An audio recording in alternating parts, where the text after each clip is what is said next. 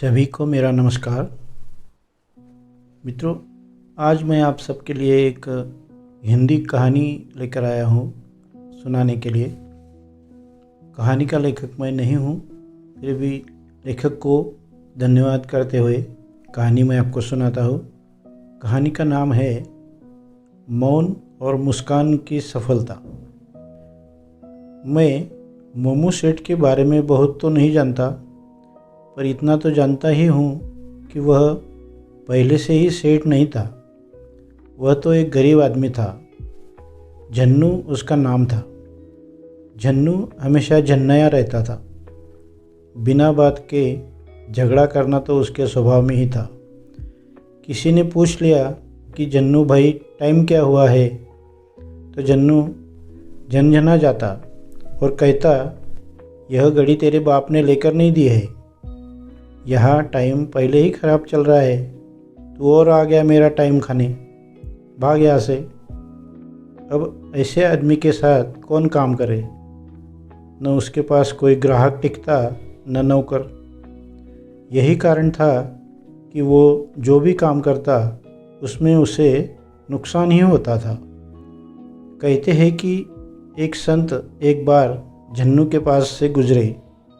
वे कभी किसी से कुछ मांगते नहीं थे, पर न मालूम उनके मन में क्या आया, सीधे झन्नू के सामने आ खड़े हुए और बोले, बेटा संत को भोजन करा देगा? अब झन्नू तो झन्नू ही ठहरा। झन्ना कर बोला, मैं खुद भूखे मर रहा हूँ, तू और आ गया, चल चल अपना काम कर। संत मुस्कुराकर बोले, मैं तो अपना काम ही कर रहा हूँ, बिल्कुल सही से कर रहा हूँ, तुम ही अपना काम सही से नहीं कर रहे हो। झन्नू झटका खा गया। उसे ऐसे उत्तर की उम्मीद नहीं थी, तो पूछने लगा, क्या मतलब? संत उसके पास बैठ गए और बोले, बेटा मालूम है तुम्हारा नाम झन्नू क्यों है? क्योंकि झन्नाया रहना और नुकसान उठाना यही तुम करते आए हो। अगर तुम अपना स्वभाव बदल लो तो तुम्हारा जीवन बदल सकता है। मेरी बात मानो तो चाहे कुछ भी हो जाए, खुश रहा करो। झन्नू बोला, महाराज खुश कैसे रहूं, मेरा तो नसीब ही खराब है। संत बोले, खुश नसीब वह नहीं जिसका नसीब अच्छा है, खुश नसीब वही है जो अपने नसीब से खुश है। तुम खुश रहने लगो तो नसीब बदल भी सकता है। तुम नहीं जानते कि कामयाब आदमी खुश रहे ना रहे, पर खुश रहने वाला एक ना एक दिन कामयाब जरूर होता है। तो झन्नू ने कहा, महाराज दुनिया बड़ी ख़राब है और मेरा ढंग ही ऐसा है कि मुझसे झूठ बोला नहीं जाता। संत बोले, झन्नू झूठ नहीं बोल सकते, पर चुप तो रह सकते हो। तुम दो सूत्र पकड़ लो, मौन और मुस्कान। मुस्कान समस्या का समाधान कर देती है और मौन समस्या का बोध करा देता है। चाहे जो भी हो जाए, तुम चुप रहा करो और मुस्कुराया करो, फिर देखो क्या होगा। झन्नू को संत की बात जच गई और भगवान की कृपा से उसका स्वभाव और भाग्य दोनों बदल गए। फल क्या मिला? समय बदल गया। झन्नू मौन और मुस्कान के सहारे चलते चलते मोमू सेठ बन गया।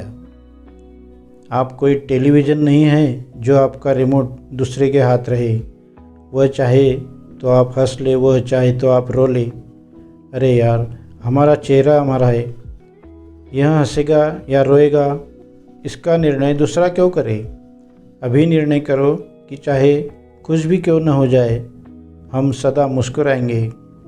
तब दुनिया में कोई भी आपके चेहरे की मुस्कान न छीन पाएगा। याद रहे, गुजरी हुई ज़िंदगी को कभी याद न कर, गुजरी हुई ज़िंदगी को कभी याद न कर।